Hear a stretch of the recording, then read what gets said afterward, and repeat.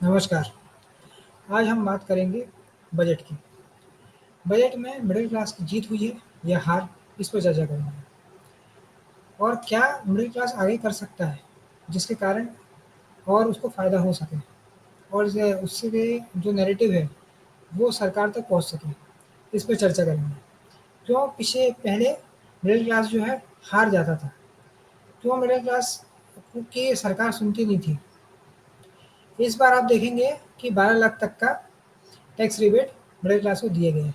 हालाँकि middle class को जो रिबेट मिला है वो 12 लाख से ऊपर अगर आपका ₹1 भी आप कमाते हो, तो वो नहीं मिलेगा। फिर वो साढ़े 4 लाख वाला ही होगा। तो कहीं न कहीं जब जनता ने ट्रोल किया, जनता ने आवाज़ उठाई, तो इनको कुछ ना कुछ करना पड़ा। नहीं तो आज से पहले मिडिल क्लास की आवाज़ कोई भी नहीं सुनता था। थोड़ा बहुत इसमें योगदान केजरीवाल जी का भी है, क्योंकि उन्होंने चुनाव जीतने के लिए ही भले ही, लेकिन फिर भी मिडिल क्लास की आवाज़ उठाई है। इसलिए सरकार को इस बजट में करना पड़ा। अन्यथा सरकार ये कभी कदम उठाती नहीं और मिडिल क्लास को सिर्फ थैंक यू बोल के बजट को ख़त्म कर देती। तो अब अगला पड़ाव जो है वो हेल्थ इंश्योरेंस पे लगने वाला जो जीएसटी है और ऑनलाइन कोर्सेज पे, ऑनलाइन सर्टिफिकेशन पे जो टैक्सेस लगते हैं, जीएसटी, उसके लिए आपको आवाज़ उठानी पड़ेगी। बच्चों की जो एजुकेशन फीस है, उसके लिए आपको आवाज़ उठानी पड़ेगी। अन्यथा आप जो है आज के समय में ऐसी हालत है कि 3-3 4-4 लाख नर्सरी के बच्चे को की फीस रहती है।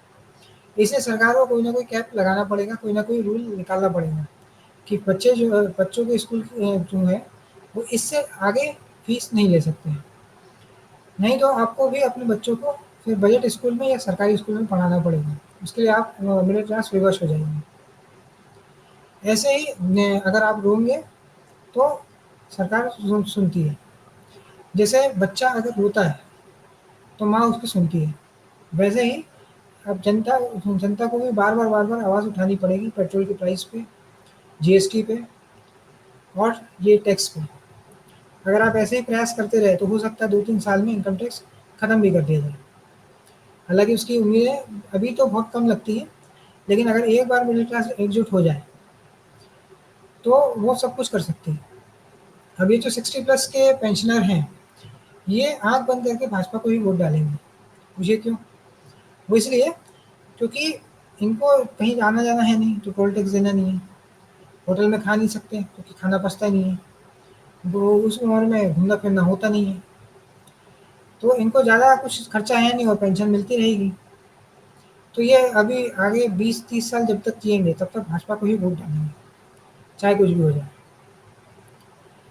अब जो किसान है उसको सब्सिडी मिलती है, उसको एमएसपी मिलती है और भी कई बेनिफिट्स हैं जिसके कारण किसान जो है वो वोट डालता है। किसान सम्मान निधि भी उसमें से एक है। फिर जो गरीब है, गरीब जनता है उसे कई प्रकार की सब्सिडी मिलती है। लाडली बहना योजना, लड़की बहना योजना, मुद्रा योजना, स्ट्रीट वेंडर्स के लिए अलग से होता है स्कीम्स हैं। और उज्ज्वला योजना में फ्री गैस सिलेंडर मिलता है, फ्री गैस कनेक्शन मिलता है, आयुष्मान भारत योजना। तो इसी तरह से सरकार को भी हेल्थ केयर में कुछ ना कुछ काम करना पड़ेगा। आयुष्मान भारत योजना को मिडिल क्लास तक भी पहुँचाना ज़रूरी है, कि मिडिल क्लास भी कोई बहुत अमीर नहीं है और उसके पास बहुत पैसा नहीं है कि वो आँख बंद करके इनको हॉस्पिटल का बिल पे कर सके। यह संभव नहीं है मिडिल क्लास के लिए कि मेदांता का इतना बड़ा बिल वो पे कर सके। हालाँकि मेडिकल फैसिलिटी सबको चाहिए। कोई गरीबों की तरह मिडिल क्लास जो है वो आप देखेंगे कि सरकारी अस्पताल में इलाज नहीं करवा सकती है, अपने बच्चों को सरकारी स्कूल में नहीं भेज सकती, उसे कम से कम हेल्थ और शिक्षा में तो कुछ अच्छा चाहिए। इसलिए वो भरपूर प्रयास करती है अपने बच्चों को अच्छी शिक्षा देने के लिए।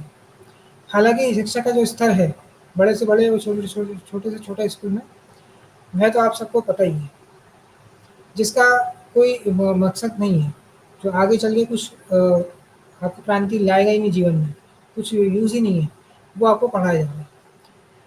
इसलिए शिक्षा के क्षेत्र में ये सरकार को कुछ ना कुछ करना पड़ेगा। नरेंद्र मोदी की सरकार को कोई ना कोई प्रयास करने पड़ेंगे। एक मंत्री इनके पहले रहे हैं जिन्होंने कहा था कि हमने तो एक कॉमा और फुल स्टॉप भी चेंज नहीं किया। तो इस प्रकार की अगर चीज़ें करेंगे तो आगे जो है नया टैलेंट आएगा नहीं और फिर लोग अपने बच्चों को बाहर पढ़ने भेजने लग जाएँगे। अगर आप एमबीबीएस की फीस देखेंगे, तो प्राइवेट मेडिकल कॉलेज में सबको तो सरकारी मिलेगा नहीं, सबका उतने नंबर आएँगे नहीं। प्राइवेट मेडिकल कॉलेज में 70 लाख से लेकर 2-3 करोड़ तक की भी फीस होती है। अब एक आम इंसान जो मिडिल क्लास है या गरीब है, आप कोई भी कास्ट, कोई भी रिलीजन उठा लीजिए, इसमें मैं किसी भी एक कास्ट को टारगेट नहीं कर रहा हूँ, तो किसी भी भाषा के लोगों को टारगेट नहीं कर रहा हूँ, नॉर्थ साउथ नहीं कर रहा हूँ। महँगाई सबको लगती है। अगर एक आम इंसान अपने बच्चे को डॉक्टर बनाना चाहता है, तो वो नहीं कर पाएगा और 720 में से 140, 130 नंबर भी जिसके आ गए और उसके पिताजी जो हैं अमीर हैं, मान लीजिए दोनों डॉक्टर हैं, एक कार्डियोलॉजिस्ट है और एक कोई दूसरे डॉक्टर है, तो वो अपने बच्चों को जिनके नर्सिंग होम या हॉस्पिटल है, वो अपने बच्चों को डॉक्टर बनाते ही रहेंगे। क्योंकि 70 लाख, 2 करोड़, 3 करोड़ ये सब पैसे जो है, ये सब ये अमीरों के चोचले हैं। आम इंसान नहीं कर सकता। इसलिए सरकार को इस ओर देखने की ज़रूरत है। सरकार को रोज़गार उत्पन्न करने के लिए भी काम करने की ज़रूरत है। सरकार को ये ज़रूरी है कि जो टैक्स लगते हैं घर खरीदने पे, उसको भी कम करना चाहिए, ताकि मिडिल क्लास जो है वो घर खरीद पाए, रोटी, कपड़ा और मकान, ये बेसिक ज़रूरतें होती हैं। लेकिन इस सरकार ने दूध, दही, पनीर सब पे टैक्स लगा के रखा है। अगर आपको 12 लाख तक का आय पे टैक्स नहीं भी देना है, तो दूसरे टैक्सेस तो आपको देने ही पड़ेंगे। जो आप पेट्रोल पे 50 तरीके के टैक्स देते हो, गैस पे आप अलग-अलग तरीके के टैक्स देते हो और जो गाड़ियों में डीज़ल डलता है, वहाँ से आपके खाने-पीने की चीज़ें आती हैं, तो उसकी अलग प्रॉब्लम है। ये अच्छा है कि अब 12 लाख से ऊपर वाले, 12 से 24 वाले लोअर मिडिल क्लास माने जाएँगे, क्योंकि जो टैक्स नहीं देता, वो जो टैक्स देता है वही मिडिल क्लास होता है।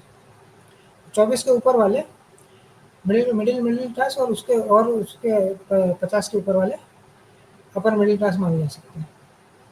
मेरे हिसाब से तो यही है। आपको क्या लगता है, ये आप कमेंट सेक्शन में बता सकते हैं। अब शिक्षा और इंफ्रास्ट्रक्चर पे भी काम करने की ज़रूरत है। शिक्षा का तो हो गया, शिक्षा में तो क्रांति लाने की ज़रूरत है। फीस भी कम हो, ताकि कॉलेज, प्राइवेट स्कूल जो है मनमानी फीस ना वसूल सके। इंफ्रास्ट्रक्चर में इनको ये करने की ज़रूरत है कि अच्छे से अच्छा रोड इंफ्रास्ट्रक्चर बने।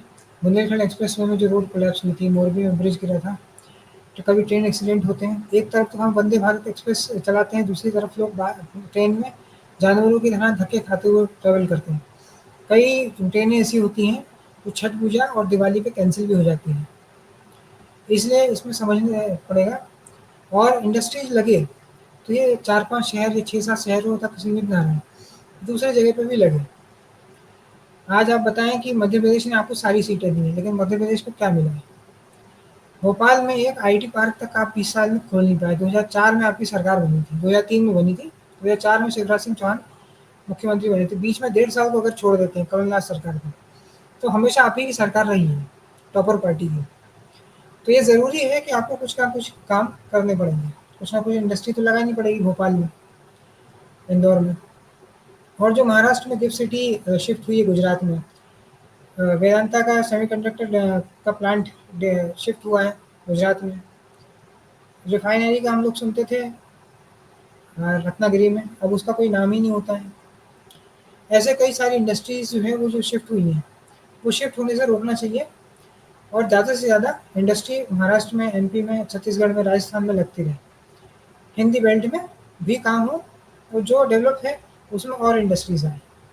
कर्नाटक में, तेलंगाना में, तमिलनाडु में ज़्यादा से ज़्यादा इंडस्ट्रीज़ आप लगाएँ, ताकि लोगों को रोज़गार उत्पन्न हो। दूसरी चीज़ों पे आपने काम किए हैं। स्पोर्ट्स बजट भी बढ़िया है, 1000 करोड़ का स्पोर्ट्स बजट है। उम्मीद है जनता तक पैसे पहुँचेगा और किसी मिडलिस्ट को सड़क पे पानी पूरी नहीं बेचनी पड़ेगी या ठेला नहीं लगाना पड़ेगा और ईंट के भट्टों पे काम नहीं करना पड़ेगा। आप समझ गए होंगे मेरा तात्पर्य किस किस खिलाड़ी से। तो यह ज़रूरी है कि स्पोर्ट्स इंफ्रास्ट्रक्चर बने, मेडिकल इंफ्रास्ट्रक्चर बने, शिक्षा और स्वास्थ्य के में थोड़ा बहुत काम हो। यदि अगर आप ये सब काम नहीं करेंगे, तो मिडिल क्लास बहुत समय तक टिक नहीं पाएगा और वो कोलैप्स हो जाएगा। और कई लोग मेडिकल वीज़ा पे मेदांता में अपना इलाज करवाने आते हैं, दूसरे देशों से भी। तो ये सारे क्षेत्रों में, इंफ्रास्ट्रक्चर में, मेडिकल में, फार्मा के फील्ड में, शिक्षा के क्षेत्र में काम करने की ज़रूरत है। अभी ठीक-ठाक बजट है, ना इसको खराब कह सकते हैं, ना बहुत अच्छा कह सकते हैं। इससे एक सीख मिली है मिडिल क्लास को कि हार के जीतने वाले को बाज़ीगर कहते हैं।